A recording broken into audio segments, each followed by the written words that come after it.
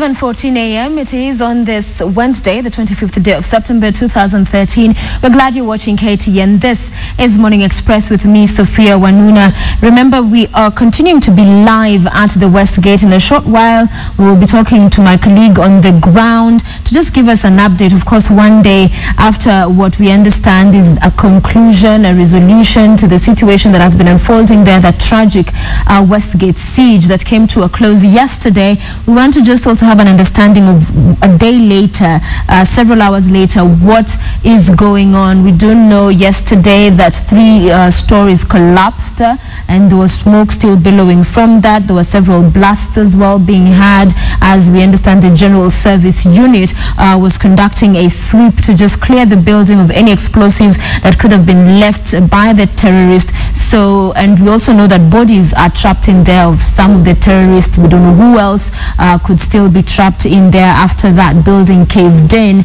So there's still quite a number of activities going on there, and we'll be seeking to give you information of the situation on the ground.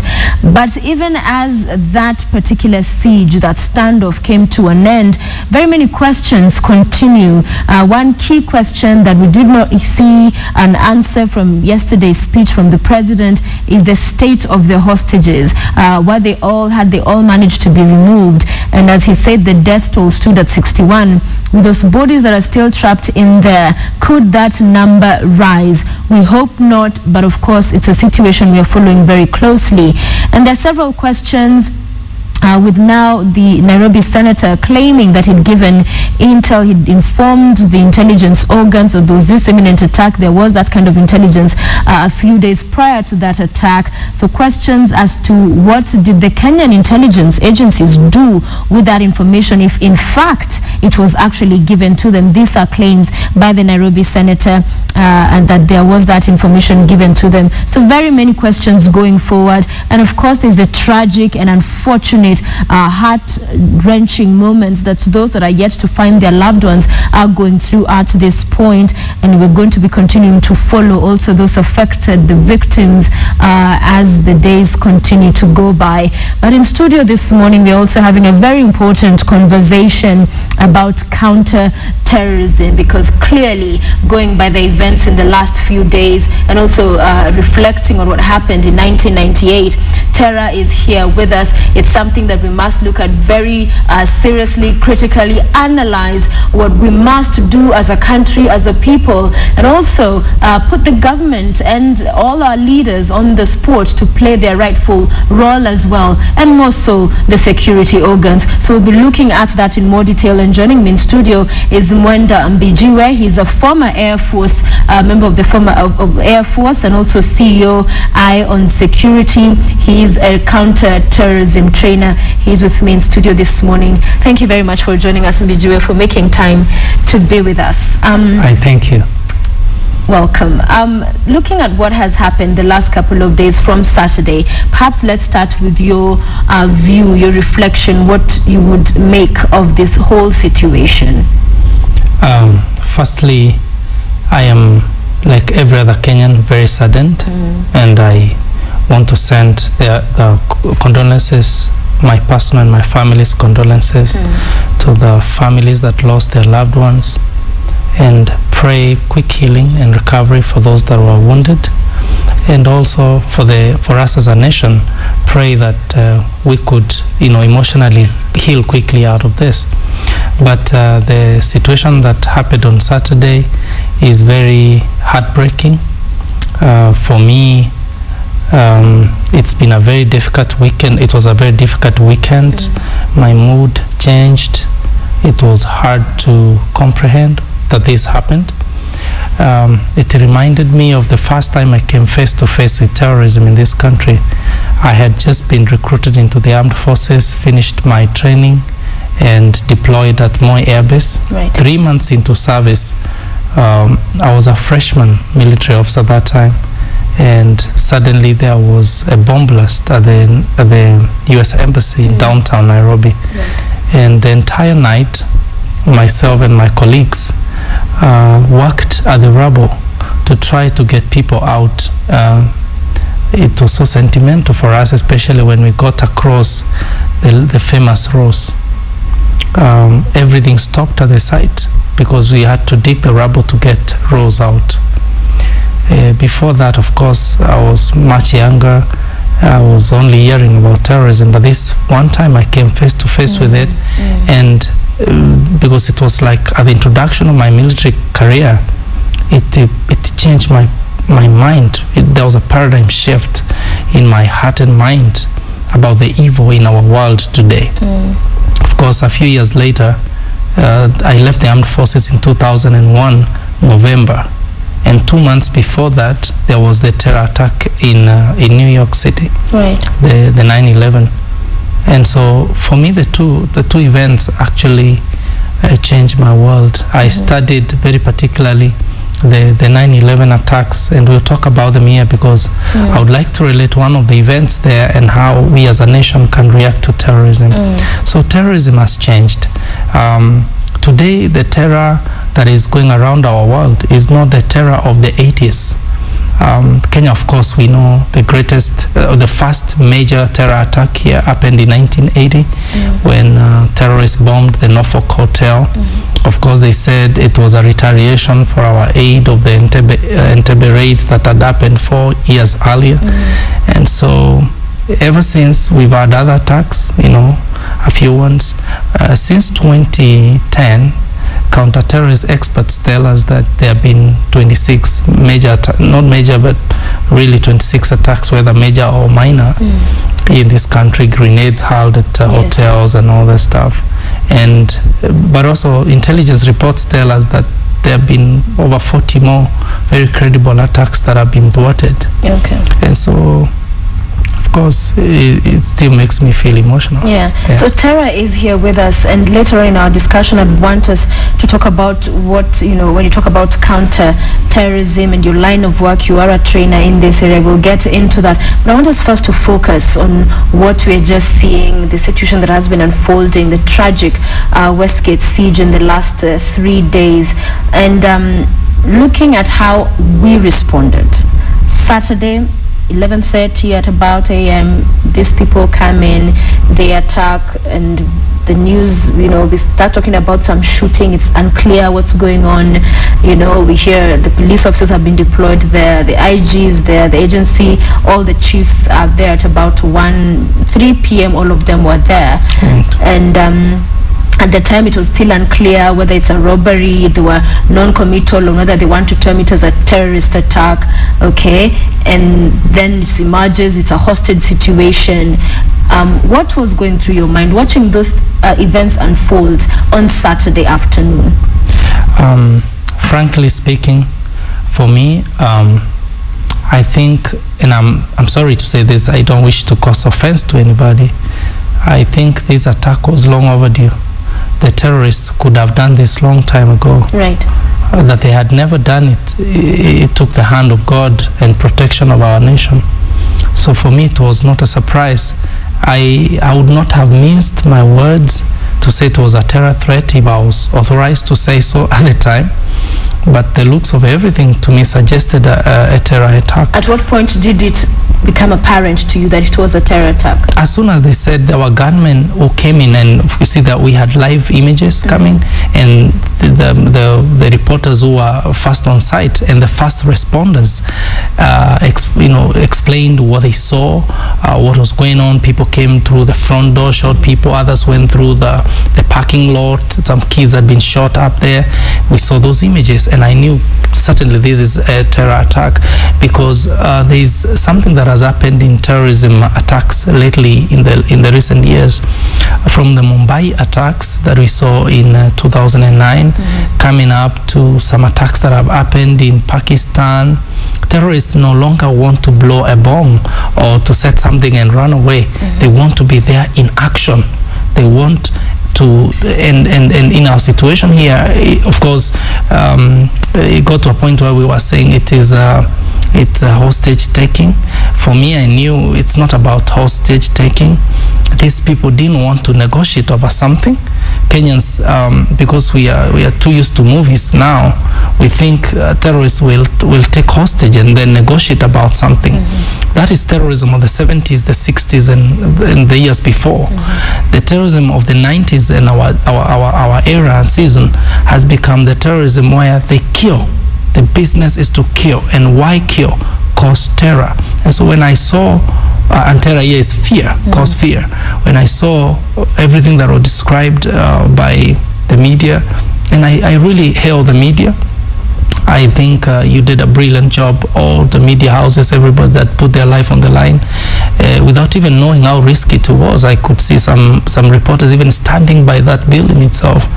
Well, the guy could shoot from the window, but really that is what it is to be on the front lines. When you say that for them it's really about killing, and that this for you was not the normal hostage situation we're used to, where hostages are taken and negotiations begin, then why had they kept, and we're being very sensitive of course to everybody affected and all, but they were keeping people alive in there. Why then prolong the standoff, keeping people alive, making it more delicate a mission for the officers to reach them?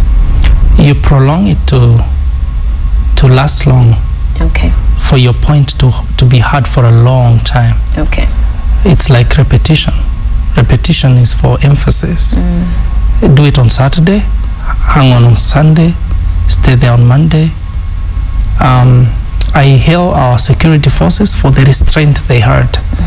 I could not imagine the fire that was burning in the hearts, especially of the KDF, going by the mentality of our training. Then you don't negotiate with an enemy. In the KDF we were taught to shoot only two spots, the chest and the head. You don't shoot the leg. The police shoot the leg so that they can arrest the person. Right. I can imagine the restraint these men had to exercise to hang on. At the back of their minds, I know the commanders knew that these people are not keeping those hostages there so that they can negotiate. They're just making a show. They want this story to continue playing out. The security forces were only hoping, and in such a situation like that, and the commander-in-chief, the president himself said, this is a delicate situation. They were hoping tactically, or let me say miraculously, they could rescue somebody. I know there are questions of where are the hostages? Exactly. Have they been rescued? Have we seen them? I leave that to the media and other people to speculate and to follow really and want to know. But for me, I wouldn't be surprised at all. By this time, I've changed my mind, and I urge every Kenyan to do the same. I wouldn't be surprised if there was no hostage, or rather hostage saved. Because these people were not coming to take hostage so that they say, okay, Mr. President, see, we watch movies. Now put the president online for us. Yes. Mr. Kenyatta, we want you to command your troops to roll leave out of Kisimayo. And we know, when we know the last fighter tank has crossed the border at Liboi, we will let go of this. They are not about to do that. Even if we did that, our last fighter tank would cross the border at Liboi, and they would then kill all the people and blow themselves up, and our work would be useless. One of the things we also kept hearing from the government and from the security chiefs, and they were very clear about this, we'll get into how they handled the situation, was they were very categorical from the beginning that this is an exclusively Kenyan-run operation. Yes. You could tell it's something they were very keen and intent on making very clear. They said they'd received goodwill messages and offers of support, but it was being exclusively run and managed by the Kenyan forces, of course spearheaded by the KDF. Why do you tell that was very important, to appear and to communicate the same and to do it themselves? Exactly. Never ever show weakness to your enemy. Even when you're weak, you must act as though you are strong. There is a book they read in military strategies. It's called the Art of War. It's a very ancient book written by a Chinese military general in them years.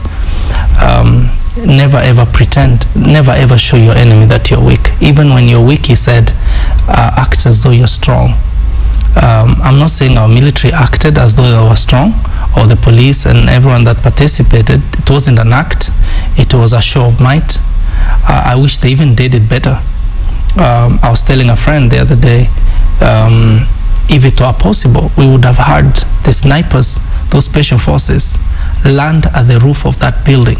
After they have intel that they have cleared the danger from the roof, they should have landed from the helicopter. Someone would disagree with that. For me, with a military mentality, that is show of might. You're telling them, anywhere you do this,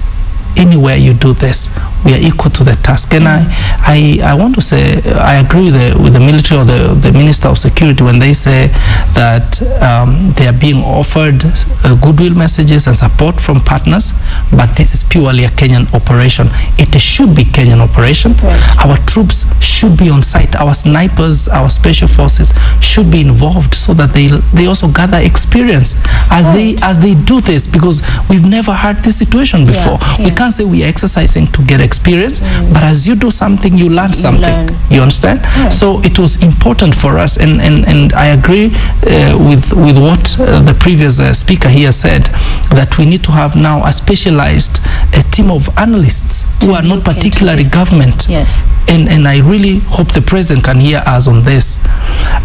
One of the problems we have, and we can resolve easily, is for the security forces to realize that security is no longer for the men and women in boots. This has become our problem. All of us, they should go the way of the police, doing community policing. Every Kenyan must be involved in issue security in this country. Right. And particularly when it comes to counterterrorism, we should stop holding back. In the year 2012, when churches began to be attacked, I wrote to the police. I've been in the US when the attack happened. Actually, 2 attacks, the one on Moi Avenue, the arsonides, and then actually the arsonides happened on a morning that I was going to address some American veterans on one of their military days. Yes. And I'm waking up to catch up with news, and I find there was a bomb explosion. So that formed my first paragraph in the speech I had with the veterans in the US. So a few months later, there's an attack in 2 churches in Garissa, and my heart changed. I said, I just can't sit here and do nothing with the military training I received. Before then, I was just doing about my Juakali stuff here, not knowing I could ever use my military experience out here. But because a need came, I said, I'll be at the front. We wrote to the police and said, allow us to go out there and talk to the public. And we've been doing it since 2012, and we've done over 4,000 trainings and graduated such people in our counterterrorism programs. And we will get into that, because it's very important, even as our viewers follow this discussion, that we get to the role of each and every one of us. As you say, it has come down to that. It cannot be left to the government. It cannot be left to the security agencies. But let's continue our focus on what happened at the West Gate. Right. And also what continued to emerge was the conflicting reports and clear information. We saw with the press brief from the Interior Secretary saying that of the terrorists, of the attackers, we'd had eyewitnesses talk about a woman being the ringleader, and being some other women as well being part of that gang. And then we heard from the security chiefs that they were indeed only men. And then we heard from the Cabinet Secretary of Foreign Affairs speaking to an international media house, talking about a Brit woman allegedly as part of that team. And yesterday we had the president again say they think and they have intelligence that suggests there was a woman in that. So in terms of the information that was coming out, there seems to be a lack of clarity. They're not sure, and so Kenyans are watching this and wondering, okay, so who's saying what? What is the position? Why this kind of mix-up? Is it that we don't know how to be able to reach into these situations well? Well, I sincerely regret that we had to be in such a situation where there are conflicting reports. Personally, it disturbed me as well. I think what we need to do is now make notes of such incidences, and we cannot be a nation that goes through something and learns nothing. We should really make notes. Right. Our training for the security forces, for the private security companies, for individuals, for companies, should be out of notes that we have learned. What have we learned? And one of the things we learn from your question is we should centralize that information. But please, I urge the government, they cannot be mean with the information, and they cannot hide it. While they were telling us its mattress is burning, a video appeared on YouTube. Maybe they don't even know. So I dare them to go on the YouTube and Google for it. A 29 seconds video that someone took from the other side of the building and showed us that the house had collapsed 3 floors. So government should be careful. We cannot be analog. Our president and his deputy came to power on the platform of we are digital, right? So if we are digital, please don't fool with Kenyans. Tell us the truth. In Swahili we say, ukweli ingawa mchungu, usinifiche nambie. Though it's painful, tell me.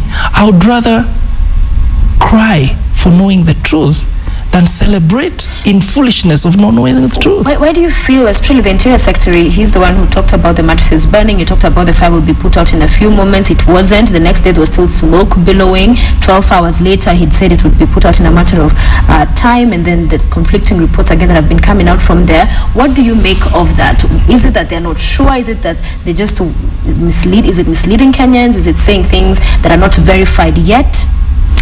I think what we should have is a respect of people's offices. I think there is an IGP of police, right. Inspector General. Right. There is the commander, there is a chief of defense forces. There is Mr. Espisu, the spokesperson now, let's say government spokesperson. There is a department for disaster management. Those should have been the men making those statements. The cabinet secretary should have been far from it. In fact, we should not be saying now that the cabinet secretary made conflicting reports. He should be the one to come and say. But on that particular one, especially on the terrorists, whether they were men or women, it was the general KDF telling him. That's fine. To then actually say that. His boss can now, whoever is the boss of whoever there, can now stand up and say, my junior misreported. So with one statement you rub everything. But when the senior, that's why I love the way the president handled this. He waited until about, it was after 11 p.m. on Saturday, because you don't want to go and make statement that you begin to recant again. He waited until it was 11 in the night and for the first time addressed the nation. Of course, we were all awake and waiting. When he had all the facts. I think we should have enough facts, and when we don't, we should be frank and say, hey, we really don't know. We are hearing this, we are hearing that. You don't, you see, Kenyans won't hate you for saying you don't know. Really, nobody could go in there. Even if you are the whatever of what, you couldn't walk in and say, hey, terrorists, I want to know, do you have a woman here? You know? So you should say, hey, we are trying to handle the situation. And I love what the president said. He said, we are working on this. It's a delicate situation. Now that statement is clear and clean.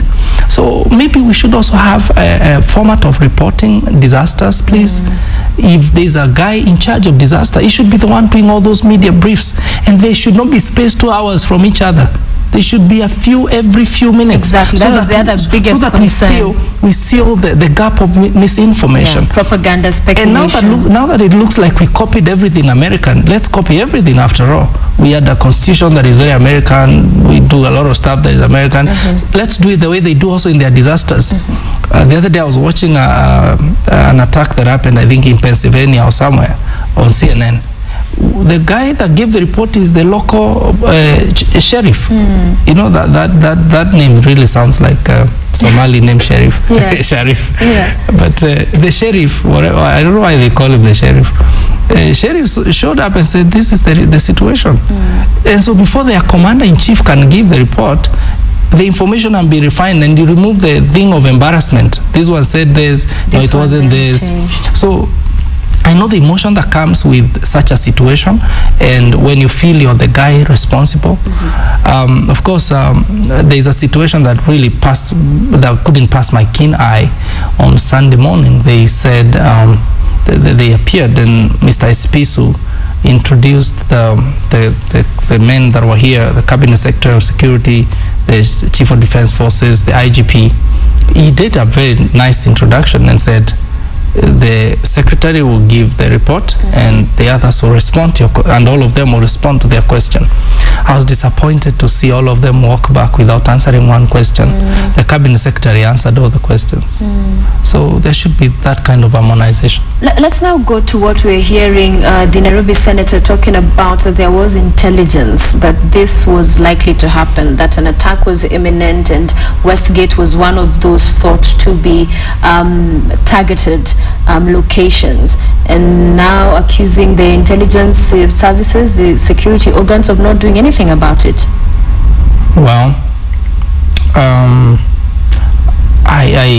I honestly don't know what to make of that statement. Yeah, but do you think such a thing, because honestly it came out as very well thought out by the terrorists, they had planned, and now other reports emerging, the Star is today reporting that perhaps they'd put some of their weaponry, some of them already in the supermarket, in the mall. We do not know about that. That is a claim they're making there. It's not verified by us independently. But could this kind of an attack, because it was a big, thought out, well planned, coordinated, it appeared, could it have gone without any intelligence reading into it prior to this happening? Absolutely not. There are 7 steps to a terror attack. I don't know how much time we have. We can discuss them way into the show. But the first is surveillance. The second is gathering information. Of course, the last is getting into position. Experts say at any one time in the 7 steps, you can detect and deter terrorism. It is impossible. It is impossible. Speak to intelligence experts. They'll tell you it's impossible to do 100% of anything without really leaving a loophole for someone to find out. So while we're sleeping, it's possible. The senator said that there was intel. Actually, I think I read this online, or I heard someone else say it, I'm not quite clear, that this had actually been provided by the FBI before, like 2 years ago. They said that was a spot that was likely to be attacked. It's emerging that one of the owners, or the owner of the mall itself, is Israeli. And so that explains why that spot would actually be targeted. Like the 2002 Kikambala hotel, it was Jewish, it was Israeli owned. And so you'd also explain why, with all the wars we've seen in the Middle East, why that would be a target. So whether so there were signs, there must have been, that's what you're saying. There must have been signs, and but the senator could have seen them, and it's possible that he told them, and if he did, then this should be investigated. Let me go back to what I said earlier. Our president seems like a proactive person. His deputy is equally so. This duo wants to change this country, and I support them for what they have this far achieved. I would ask them to also do the same in security. And we must think in a new way. And one of the things is, if Senator said, I told people, then heads should roll. If he did and nothing was done, it should be investigated and people should be made to account. But even aside from what he's saying, that would have been known, and what you've just said, that with such an incident, there must have been signs. So then are we saying that in one way or another, the security agencies in the country were either one, caught napping, or did not take seriously a threat that was imminent or that was thought to be there? No, I can't say they were napping. Sometimes you can know something is about to go wrong. You can actually catch intel. I think they have their ways of gathering their information. They have informers on ground. They penetrate those cells. Like, let me just pause on that and say something here. In 2012, terrorists went high-tech, and actually this is what we're discussing, the changing face of terror. They stopped using improvised explosive devices only and went surgical about it. They improvised a surgically implanted improvised explosive device, SIIED. They did that in Yemen, but they didn't know that the CIA had infiltrated their cell. And so they looked for the most likely person here to carry out this SIAED thing in their blood, their body, and go and blow some American plane. So they asked for their guy. They didn't know this was an informer in their cell. And the guy went to the theater. It was reported in Newsweek, May 2012, and was operated and fitted with a SIAED, and he was ready to go and blow something. And then, of course, he couldn't. He went and told these guys, you're all dead people because you've gone high-tech. The thing here is our intel. Are we able to infiltrate these cells? And if we do, can we trust what we find out from them? A popular American preacher says, when a madman threatens you with death, you better take him seriously. We should never ever think that if we, for example, if they overheard it wherever, on phone or something, wherever they heard it, they shouldn't think it's a joke. You better actually be wrong thinking you are joking. You took it too seriously and it was a joke. Than to be sorry. Yeah. I had a Christian tell someone the other day, you better pray and not need the prayer than fail to pray and know you could need the prayer. Okay, looking at how this was handled, what lessons can we learn? Because it took 4 days. Yeah. It was quite a long period. We've already talked about the information coming in. But the period of time it took, when you analyze and look at it, are there some shortfalls, shortcomings you see in our security and how it handles this? Maybe the only... before I say that, I should really hail them. I think those men and women did their best. Yes. Looking at the situation, at the circumstances. The president called it a multi-agency operation. So maybe what we need to do, and I really urge the commanders out there to look at our times. We can't do security the same way we did it in 1970. We must have a close working relationship between them, between the security forces. Here I'm talking about the NSIS, the military, the police service with all their different units, and anyone else that is involved in security from government level. They should form a working relationship and share information around themselves so freely. I say this as one that has come from that end, really. For example, I was saying the elite GSU squad should be able to use the Air Force helicopters to do their operations. They should drive to Moi Air Base and get into the helicopters and say, now let's go and imagine a hostage situation of our building. And let's land from the plane, because the GSU don't have helicopters. Those are armed forces things. And if we have money now, why not equip these people? If we have money, and I know the president set a lot of money in the last budget for the armed forces equipment, for the security forces equipment. If we can afford, we should give the elite squad the operational helicopter. All right, as we wrap up on this one, because I want us to go into terrorism itself, there's quite a lot to discuss. But what lessons, again, can first the security agencies learn going forward? Because we don't know what will happen in the future. We hope and pray for the best, but then again, we live in an unpredictable world. So going forward for the security agencies, number two, for the government, and later on we will come to other security, as you are involved in training very many people. So we'll get into their role and whether they're very well, whether they have the capacity, because we'll talk about the security also at Westgate. But for those two, our security agencies in the country and the government, from this incident at Westgate, as a counter-terrorism trainer, what lessons must they get out from this experience? Good. I think I already said for the security forces, they need to enhance their working relationship.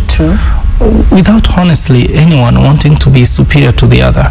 When it comes to security, you respect everybody's docket. You say, this is KDF, to heshimiane. This is police, to heshimiane, and let's work as a family. We can't say, this is my superior, this is my junior. That's why when soldiers go to war, even the commanders remove the badges, because at war, the bullet can kill any one of you. And so because this is a delicate situation. They should create that harmony. And train together. See, you can harmonize. You cannot go to harmonize at ground zero. You don't go and harmonize on ground zero. You harmonize before then. Train. When I was going through military training, I was in a small platoon where we said, prepare hard, fight easy. We should do this harmonization and this, let me say, courtship and friendship long before the ground zero event happens. Right. Number two, the government. I think the government should learn lessons from this, and particularly the new. I know the president has reloaded. Let me sound digital. Has reloaded the disaster management unit after the airport thing. He rearranged the whole thing. So that unit must be empowered, staffed adequately, funded adequately. You know, this thing of fires breaking in Nairobi and we do not have firefighters or firefighting engines, right, or engines that carry a few liters of water. When the fire is too much, they have to tell you now, fire, hold on, I'm coming, let me go fetch water. That's very embarrassing. So the government should learn its lessons from this, and really that disaster unit should be in the front line of preparing this nation. Right. We cannot say that it's impossible to handle disaster. Disasters are part of life, and we should not let them make life unbearable and uncomfortable for us. We should adequately empower such a unit so that when this situation happens, they can give advance. You know, one thing I was wondering the other day as I spoke with some friends, I've never even seen a leaflet given in Matatu or in the streets just telling us what to do in the event of terror attack. That's why I started a security magazine called Eye on Security, because I looked around. I went, you know, on the streets and checked even in the magazine stars. Do they have anything on security? And I'm thinking now, if really we could get a little money, and I know there are people listening to us who are donors, they come to do this. Let's even print flyers and give Kenyans, in the event of terror, please, this is what you should do. And in the event you're in a crowded place, make sure you take these precautions. These are basic things that we can do. Government can be in the front line. Let government disseminate information to the public about disaster management. People in this country don't know what to do when a fire happens. They just stand there and look at the fire. You know, accidents happen, and instead of helping people, we go and rob them. Do you feel that kind of information you're saying that should be disseminated would bring to an end situations and scenarios like which we saw at Westgate on the 3 days that was unfolding? We saw people milling around, they're told to move, they don't want to hear, they're watching, looking until tear gas is lobbed, then they go. And after it clears, they come back. Yes, one way the government can do this is, I support the idea of the university graduates, all university graduates, to undergo the NYS training. Nations like Nigeria do it. In Nigeria, you go through the 4 or 5 or whatever years in the university. When you finish, you do 1 year before you can never graduate if you don't do NYS in Nigeria. They should do that in this country. It used to be there, and then somebody phased it out. This creates a society that is security conscious. In Israel, almost 99% of the population has undergone some form of training. No wonder every time we have a problem, we call them, come with your sniffer dogs. Really, do we need to import a sniffer dog from Israel to come and sniff some bomb around here when we have so many willing dogs around here that can sniff something? It can be trained. Yeah, we need to go out there in the public. If the government, if our dear beloved president said this can be done, it would only take 20 years, and this country's understanding of security has changed. If for example, we went out there and now told the chiefs in your barazas, because chief is the most local administrator, in your public barazas, sensitize people on security. All right. What about the people, the Kenyans, also getting out of this situation? Yeah. You've talked about leaflets that can be used to educate them. But on a personal capacity, somebody at home watching, seated, a mother, a teacher, a pastor, anybody, what's our role going forward? What lessons do we pick as well? That's what we do in training the public. I I've been in the, I tell guys I'm in the Juakali counter-terrorism. Me wenda kwa streets. I go to the streets. We go to churches, organization. We go to schools. The Ministry of Education just gave us a license to go to schools. We want to go to schools and teach students. You've been in planes, I'm sure, and people listening here have been flying. You get to a plane, they don't care who you are. A lady shows up as a beautiful lady or gentleman, and they have to give you 2 or 3 minutes of security procedures in the plane. They tell you in the event of emergency, this is what you do. We don't do those things in churches. I ask pastors, why wouldn't you tell people, okay, if you think it is not spiritual, then let the deacon or the elder do it. Say, in the event of a security situation here, we have 2 emergency doors in this building. That doesn't change the church. The school need to tell the kids, in the event of a problem like this, all of you should either meet at not children running all over the field and now becoming chicken to the terrorists and they'll be shooting every one of them. It's easier to handle security when you sensitize people. My daughter is 5 years and a half, and she knows even this story. I've been narrating it to her slowly. She understands. When we go to church or places or buildings where they do metal detector, I mean the handheld detector, if they don't run it on my daughter, she'll be crying. So every time we go, I put her on the line. If I'm holding her, I tell the woman, search this younger woman if she has a bomb, and she's very excited when I say that. If we sensitize people, they will know. And then this style of kwenda kungevia at the sites of accidents and blasts, I was so embarrassed that the police had to, that's what the international media were covering, that people had to be tear gassed at Westgate. We don't want to distract the security forces from the attention of saving some souls that are inside a building by going there to wander and just... And it's a clear lack of understanding of what potential even danger to themselves that presents. One journalist joked and said, our Jama, the way they are behaving, someone is going to call his wife and say, bring food for me to eat here as I watch this thing. That's idleness. But again, that form of idleness also provides a soft target for the terrorists. That's why we've seen it happened in in Mogadishu like 2 weeks ago, that terrorists attacked some building. They exploded a vehicle, and people ran to see and a few to help. And when there was enough crowd, a second bomb. And that has always been the fear in Kenya, because every time there's something, so many people, more than the ones who were there initially, will be gathered. Yeah, I think we need to go out there and sensitize the public. And one of the projects we're undertaking under my counterterrorism program is to train the matatu industry players.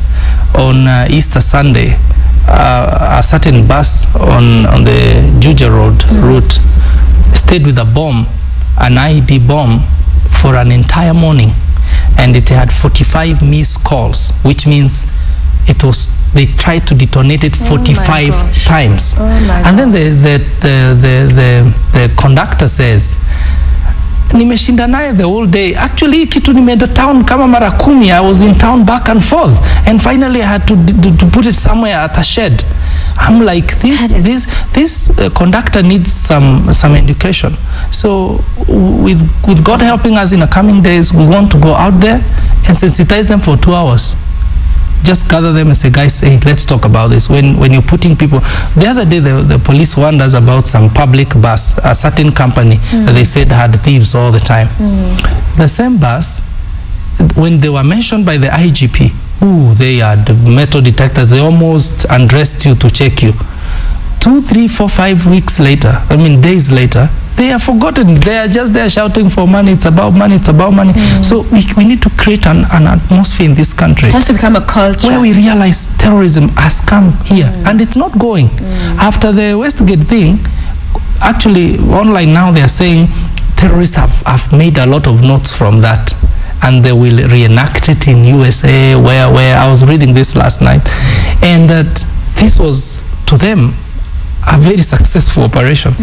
You see, to hold security forces for 2-3 days. So we need to sensitize the public, and when the public is sensitized, the security forces, the NSIS and everyone else will have an easier work. Look at, for example, as I finish really, the guy who stayed in a certain plot in Githurai, a terrorist. the caretaker of that building did not even care to take his details. He didn't know what kind of a person he had. We travel around the nations, and I tell you, one of the nations I know people are careful with security is the United States. Right. You do a silly thing even on the road, someone will report on you. Yes. They'll call 911 and say there's a vehicle here behaving funny. If you look at someone funny and they don't feel good about it, the police will come and check you out. So we need to be such a nation. I'm not saying we become a police state, but if we don't, we will be blown everywhere. Right. So we should have Kenyans who take it upon their hands and say, this is my country, this is my city, this is my county. I must keep me and others safe, and take it upon yourself to call the police. I ask, for example, community leaders, pastors, hotel managers, opinion shapers, do you have the number of your local police officer? Like the OCS, they say, no, I don't have it. Then I say, what are you doing? In the event of a problem, who would you report to? They don't even have the number for their chief or sub-chief. It is time Kenyans begin to realize, I need someone in my phone book that I can call in the event of a terror problem. You see, the CTU, counter-terrorism unit of the police, they have put their number in the public. But I ask people, scroll through your phone book. Do you have the CTU's number? In the event you saw a bomb left somewhere. The other day, one of one girl that my wife mentors called us in the middle of the day and said, Dad, there's a bomb left in the hotel, and there was in River Road. This is not a month ago, just about that time. So I quickly sent to her the CTU number. I said, just call the counterterrorism unit, because I can't call and say you told me. You call and say I am seeing one now. Ask them to come and dispose it. And they did. And the media came, and that was resolved. What is that number? It's in my phone. I need to get it. All right, let's go to a different part of this discussion. I like what you've said, just bringing us to speed with how important it is for common wananchi, everybody, and it's really at all levels, at the family level, at church, at school, with our industries, matatu industry, everywhere, transportation industry. We need to be very aware of this and create that culture of awareness when it comes to our security. And we hope going forward that is one that will see the government leading and beginning some initiatives to guide us in that direction. But everybody also just watching this, taking it upon themselves. One of the stories I read yesterday, very tragic, we had in the Standard newspaper, was how the head of security at the Westgate Mall was killed, and that he received a call and he was told there was some disturbance at the mall, and he came out with his walkie-talkie and he was shot 8 times. And I want us to now talk about the private security in Kenya. And I was looking at your website, and you say it is a growing industry with more security manpower than the serving police. And these are the people we encounter in malls and the different offices and the places that we visit. And they'll carry out these checks. But in terms of capacity to actually carry out a proper security check, in terms of their training to be able to know what am I looking out for, because in most cases, and that is why you find even most Kenyans are very irritated and get impatient with these checks, is because really there's not much they're doing. Right now, everywhere you go, they'll check the boot. I'll sit with a bomb in my car next to me. It will be there, but the guy will just come, open the boot, and that's it. And that, initially, I remember somebody was telling me the first time they saw this mirror, the thing they holds down the cars, they thought it would sense a bomb if it was there. But later is when they found out it's only a mirror. It's just a mirror that's showing, But what really the role of the private security, because as you say, and it is a reality in Kenya, we have more of them. But capacity, are they equipped? Are they well trained? We see a lack of that, because this particular head of security, very tragic incident. He received a call, there's a disturbance. He didn't have any ammunition. He just came with a walkie-talkie to find out. And no protection. He comes, what's going on? And he was shot. Take us through that. I've written something that I put on my Facebook last night. And I really talked about that particular point. I said, it's unfortunate that the security industry, the private security industry, the owners do not invest in their personnel. Actually, all you need to do I had a young man, unfortunately passed on the day before yesterday. He was hit by a car. The other day I called a company that I know. I said, please employ this by young man. So all they did was just ask him to, stand somewhere straight, make an about turn, right turn, left turn, march a little bit, and he had uniform and a job. Oh my gosh. Went drinking and was ran over by a vehicle. Sorry to his family. But the private security industry need to invest in their personnel. Right. I want to disagree with someone. I think I heard it somewhere in some media where they said these are class 8 dropouts. I don't think that's fair, because we didn't have the same opportunities. Regardless of whether you're class 8 or class 10, right. The thing is, if you're empowered to do what you ought to do, then you will be able to do it. One of the things Mr. President can do, and I love what the leader of majority said, Kithure Kindiki. He said, this event will be to Kenya like 9/11 was to America. Brilliant statement. I wish they can make it truthful. And from this, change this nation. 9/11 changed the world, not America only, the world. How so? In terms of security. People do no longer take security issues lightly. You hear of a security situation, security companies, manufacturers went into high gear to invent modern ways of securing our society. And our nation, if this is going to be 9/11 for Kenya, then one of the things they can do is require that nobody works in the private security guards industry without undergoing at least a minimum of 3 months of training. So whether that school will be set by the government is another issue, or whether the private companies will do this. Because the landlords of these private companies, the owners, rake in millions, especially now after this. I know invoices will shoot up. They'll tell you because of VAT bill, our rates have gone up. They still pay the security guard peanuts, Sure. This guy is underpaid, is demoralized, and you put him in the line of fire every morning. You wonder why you'd want to die, you see. Number two, you expose his entire chest. Time has come for the firearm licensing officer to realize that bulletproof is not a preserve of the security forces. Bulletproofs should be allowed to be used by the security forces. I mean, by the private company. Security. We cannot, of course, the law does not allow them to use guns because of some setup, and that can also be amended. That can be. I challenge the leader of majority to make this really 9/11 in Kenya. Let's say, hey, we have a problem. We do not have enough policemen. The international ratio of police to civilian here is, the difference is big. They say, now, can we be a bit responsible here and say, okay, if a certain security company meets these standards, yes, we are going to allow them to use firearms. Right.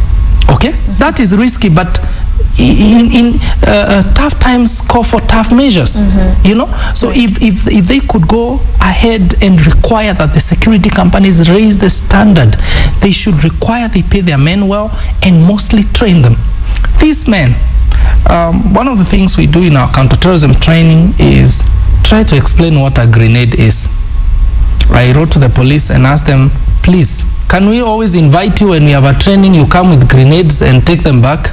I think they are still going to answer that letter 1 year later.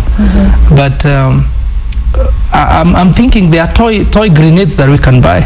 Right. That we can use. They are just toys. They are called toy grenades. They are available on Amazon.com and elsewhere. Yeah. But the private security companies, the guys don't even know what a grenade is. They don't know if a grenade is the size of this cup or it is the size of this seat I'm sitting on. You see, they put a mirror under your car and it's like they're detecting something.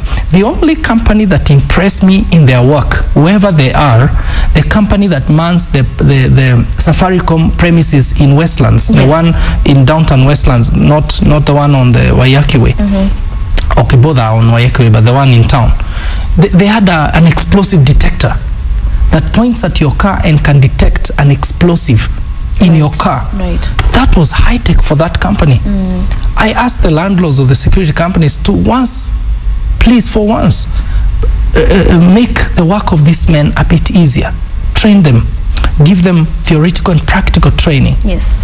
The government should come, if they can't allow them to have firearms, they should teach a security guard how to dismantle a gun. The most minimum skill here is just how to get the magazine off the gun. We don't want him even to know how to. The other day we went to a training with a police friend of mine to the counterterrorism, and he removed his bullet and wanted to show the people that we were training how a bullet looks. See, people see the bullet cartridge and they think the whole thing went through someone's body. Just a small piece at the top of it went. Now it's time. We can't, dear friends, dear Kenyans, dear leaders in this country, we cannot make this a government security sector problem only. Let's make this our problem. All right, Mbijiro, I want us to take a short break. We have still quite a bit to discuss. It's a very important discussion we're having this morning, just highlighting some of these very key issues and everybody's role at individual capacity, the government, the security agencies, the different security companies as well. And it's an important conversation necessarily to have now, but also we're hoping it's not just having it now and forgetting about it 1 week later, but that these things will be seen implemented and happening and being part of our lives. That, as you said, this becomes more of our culture. What 9/11 was to America and how it changed not only America but the world. Well, this tragic event, unfortunately that it happened, but it could change so that we can be better prepared going forward. We want to take a short break, and just in case you're joining us, we're talking to Mwenda Mbijiro. He is the CEO Ion Security. He's a counter-terrorism trainer, a man with a wealth of experience in this area, and just helping us understand what can we do, what can you do at home, what do you need to be aware of at your own capacity in school, in church, what can you do to make sure that everybody is actually aware, because terror clearly something that is here. We hope we do not see another tragic event like this, but nobody knows. So it's always best to be prepared and to put the rightful measures in place. In case you'd like to visit his website, it's www.ionsecurity.kenya.com. He does train on counter-terrorism, and so you can get more details on that website. Stay with us. We'll continue this discussion in a few moments.